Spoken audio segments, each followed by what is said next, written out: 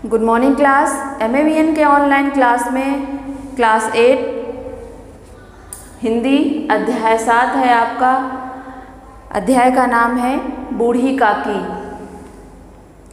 बूढ़ी काकी एक ये छोटी सी कहानी है जिसके लेखक मुंशी प्रेमचंद हैं। मुंशी प्रेमचंद का जन्म 1880 में और मृत्यु 1936 में हुई थी। इनका असली नाम धनपत राय था। इनका जन्म 1880 जैसे पहले बताया गया है वाराणसी जिले के लम्ही गांव में हुआ था। इन्होंने अपनी रचनाओं के माध्यम से सामाजिक कुरीतियों, अर्थहीन रूढ़ियों तथा अंधविश्वासों का विरोध किया। 8 अक्टूबर 1936 को इनका देहांत हो गया। इनकी कुछ प्रमुख रचनाएं हैं प्रसिद्ध कर्मभूमि जैसे रंगभूमि, गोदान आदि इनकी प्रमुख रचनाएं हैं। सामाजिक कुरीतियों यानी समाज में जो बुराइयां फैली हुई थी, अर्थहीन रूढ़ियों जो ऐसी परंपरा जिनका कोई मतलब नहीं था, जैसे कोई विधवा है तो उसे यहाँ मत जाओ वहाँ मत जाओ, मतलब जो परंपराएं चली आ रही हैं उस तरह से। अंधविश्वास और अंधविश्वास था कि जो है सच्चाई को ना मानना, जो दिख रहा उसे नहीं मानना और अपने ही अंधविश्वास में पड़े रहना। तो समाज में जो बुराइयां फैली हुई थी, जो समाज की जो ज्वलंत मुद्दे थे, जैसे माँ बाप को, बूढ़े माँ बाप को बच्चों के द्वारा सताना, उन्हें परेशान करना और उन्हें खाना न देना, उसी तरह से संबंधित ये एक छोटी सी कहानी है बूढ़ी काकी। प्रस्तुत कहानी के प्रसिद्ध लेखक मुंशी प्रेमचंद ने संदेश दिया है कि हमें धन या शारीरिक बल प्राप्त हो जाने पर भी बुजुर्गों की उपेक्षा मतलब उनका अनादर नहीं करना, उपेक्षा नहीं करनी चाहिए। हमें हर स्थिति में उनकी सेवा करके उनका आशीर्वाद प्राप्त करना चाहिए, ना कि उनकी उपेक्षा करके उनका अभिशाप प्राप्त, यानी उन्हें परेशान नहीं करना चाहिए जिससे वो क्रोधित होकर आपको कुछ अपशब्द कहें। प्रस्तुत पाठ में ऐसी ही कहानी का वर्णन किया गया है जिसे पढ़कर आंखें नम हो जाती हैं, यानी दुख होता है। ये एक बूढ़ी काकी होती हैं जिनका एक भतीजा रहता है बुद्धिराम। बुढ़ापा बहुधा बचपन का पुनरागमन होता है। बुढ़ापा का मतलब कि बचपन, पुनरागमन यानी बचपन पुनः आ जाना, ऐसा माना जाता है। बूढ़ी काकी के जीव के उनको कहने का मतलब ये है कि उनको खाने पीने के सिवाय स्वाद, खाने पीने की चीज़ों में उनका ज़्यादा मन लगा रहता था। कोई जरा सा भी उन्हें अगर वो कर देता था तो वो चित्कार करके रोने लगती थी। जो है उनके पति का स्वर्गवास हो चुका था और उनके बेटे तरुण अवस्था यानी युवावस्था में ही भी उनकी मृत्यु हो गई थी। उनके एक भतीजा था जो बुद्धिराम का नाम का था।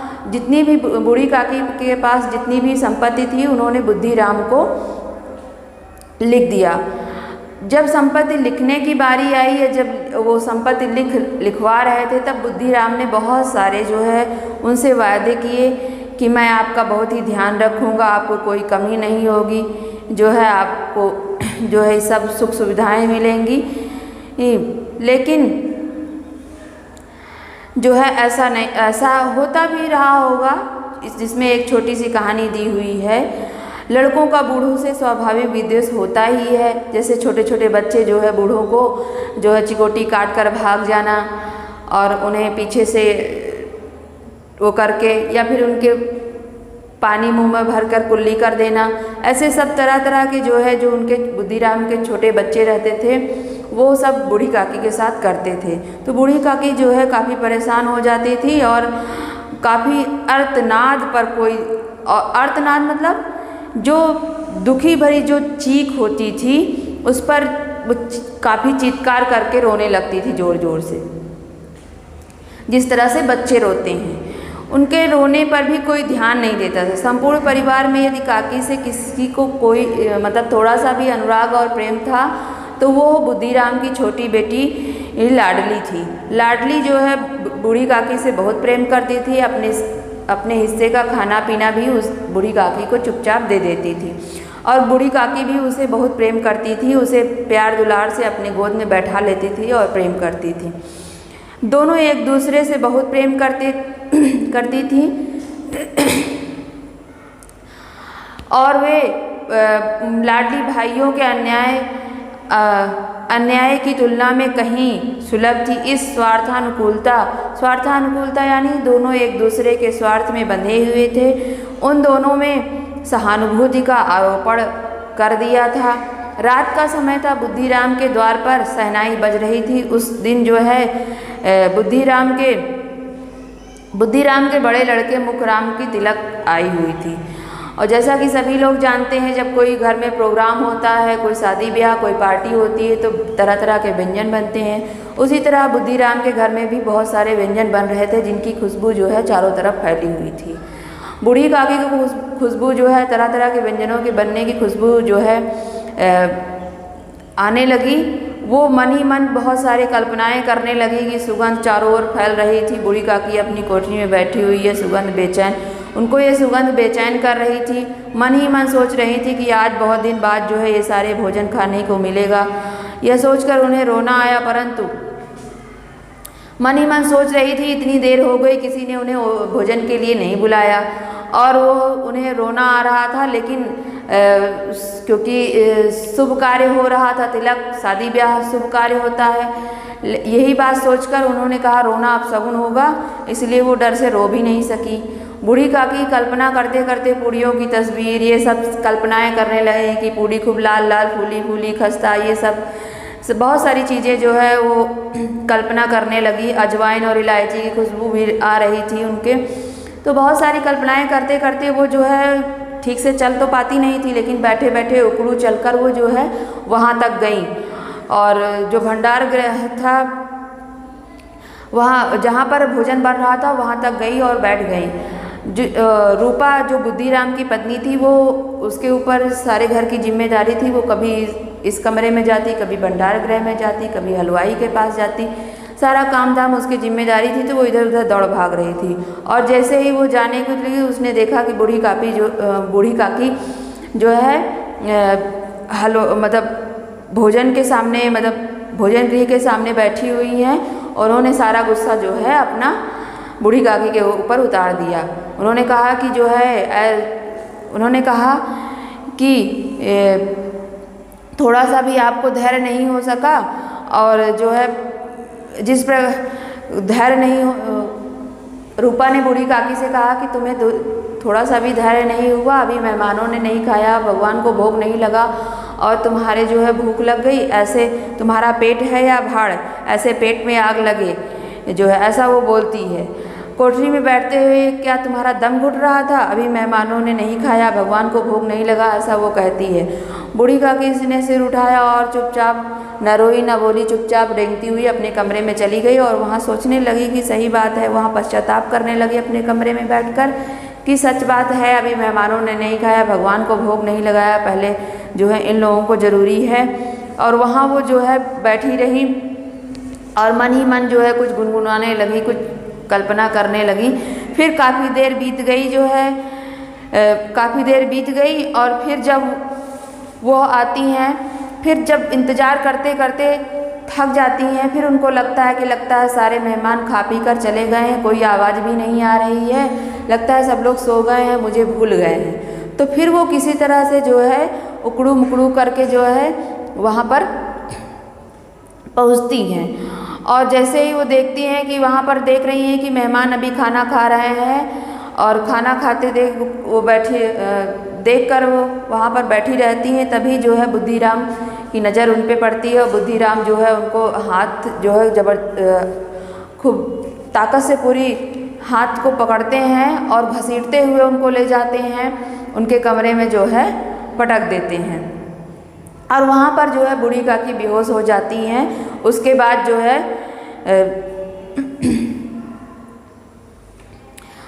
वह उकड़ू बैठकर हाथों के बल सरकते हुए आंगन में आई, और परंतु उनका दुर्भाग्य मेहमान मंडली यानी मेहमान अभी खाने के लिए बैठे हुए थे।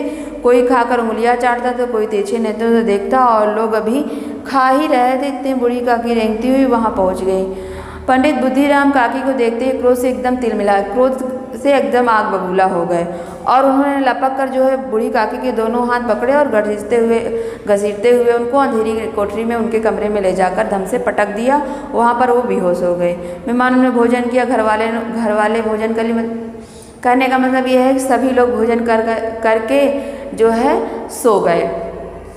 तभी जो है लाडली अपनी माँ के पास यानी रूपा के पास लेटी हुई थी, उसे नींद नहीं आ रही थी। उसने अपने हिस्से की दो पूड़ियाँ बचाई थी और उसे नींद नहीं आ रही थी। जब सब लोग सो गए तो वो अपनी माँ के पास से उठी और चुपचाप जो है बूढ़ी काकी के पास जाकर कहती है कि काकी उठो, खाना खा लो, और वो 2 पूड़ियाँ लेकर जाती है, उसको खिलाती है। काकी जो है, काकी को कुछ याद नहीं रहता है कि बस उन्हें लगा कि किसी ने मेरा हाथ पकड़ा और लाकर जो है पटक दिया, बस उतना ही याद रहता है। काकी जब 2 पूड़ियाँ खाती हैं तो उन्हें और उनकी भूख बढ़ जाती है, मानो जिस तरह से भूखी प्यासी धरती पर 2-4 बूंद जो है पानी के गिर जाते हैं तो और उसकी प्यास बढ़ जाती है। उसी तरह उनकी भूख, जब 2 पूड़ियाँ मिलती हैं तो उनकी भूख और बढ़ जाती है। वो इधर उधर से कुरच कर कुछ टुकड़े पूड़ियों की खाती हैं, फिर कहती हैं लाडली से कि माँ से और पूड़ियाँ मांग लाओ। तो लाडली कहती है कि नहीं, माँ सो रही हैं, मुझे डांटेंगी, मारेंगी, मैं नहीं जाऊँगी।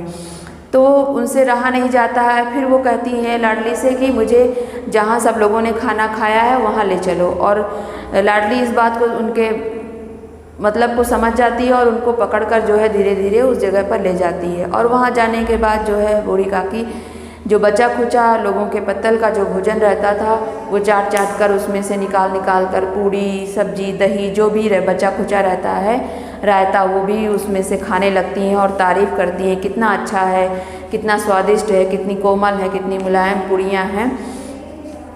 तो इस तरह से वो वहाँ पर खाती रहती हैं। तभी रूपा की नींद खुल जाती है। वो देखती है कि बगल में लाडली नहीं है। वो उठकर आती है और देखती है कि लाडली जो है बूढ़ी काकी के बगल में खड़ी है और बूढ़ी काकी उन पत्तलों में से भोजन को, जो बचा कुचा भोजन रहता है, उसको उठा कर खाती हैं। तभी उसे बहुत पश्चाताप होता है और कहती है कि जो है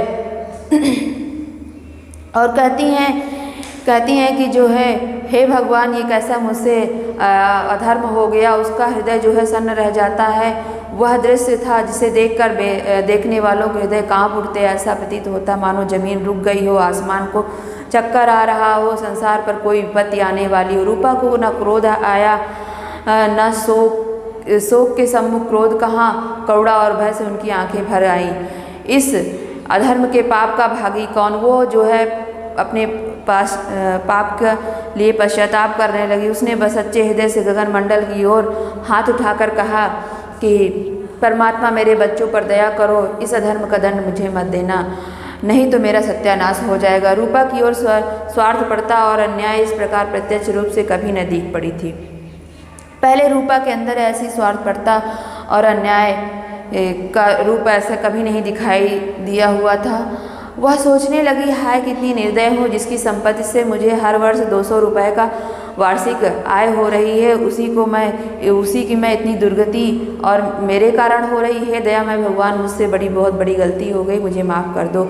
रूपा ने दिया जलाया और भंडार गृह में गई और वहाँ से सभी थाली में सभी जो भी खाना भोजन था उसे सजा कर ले आई और बूढ़ी काकी को दी। उसने कंठा और रुद्र स्वर में कहा, काकी उठो, भोजन कर लो। काकी ने जो है थाली उठाकर जो है भोजन करना शुरू किया।